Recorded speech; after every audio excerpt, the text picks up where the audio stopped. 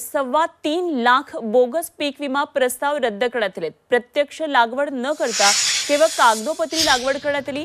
पीक विमा लाटण्याचा काही शेतकऱ्यांकडून अशा प्रकारे प्रयत्न झालाय आणि कृषी विभागाकडून तपासणी केल्यानंतर आता कारवाई केली जाते। राज्यातल्या सुमारे 3.25 लाख बोगस पीक विमा प्रस्ताव आता रद्द करण्यात आलेले आहेत। पिकांची प्रत्यक्ष लागवड न करताच केवळ कागदोपत्री लागवड दाखवून भरपाई लाटण्याचा हा प्रकार काही शेतकऱ्यांकडून सुरू होता।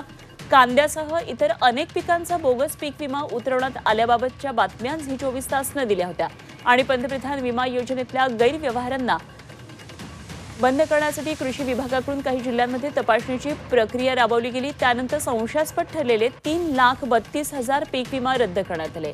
2024-25 वर्षासाठी पीक विम्याचे 2,11,00,000 अर्ज दाखल झालेत। या योजनेमध्ये शेतकऱ्यांना पीक विम्याच्या हप्त्यापोटी नाममात्र रक्कम भरावी लागते आणि उर्वरित सर्व रक्कम ही भरण्यात येते।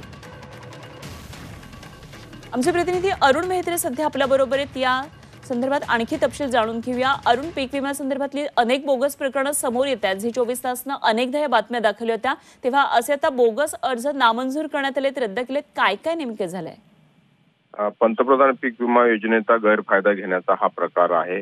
राज्यामध्ये असंख्य शेतकऱ्यांनी बोगस पीक विमा प्रस्ताव म्हणजे पंतप्रधान पीक विमा योजनेतून भरपाई मिळवण्यासाठी सादर केले होते। अर्थात केवळ करीत नाही तर नागरी सुविधा केंद्राचे एजंट किंवा जे तिथले तंत्रज्ञ असतात त्यांच्या सहाय्याने हा सगळा गैरप्रकार हा घडून आला होता। कारण त्यांना देखील यामध्ये प्रति अर्ज 40 रुपये कमिशन किंवा शुल्क मिळत असतं।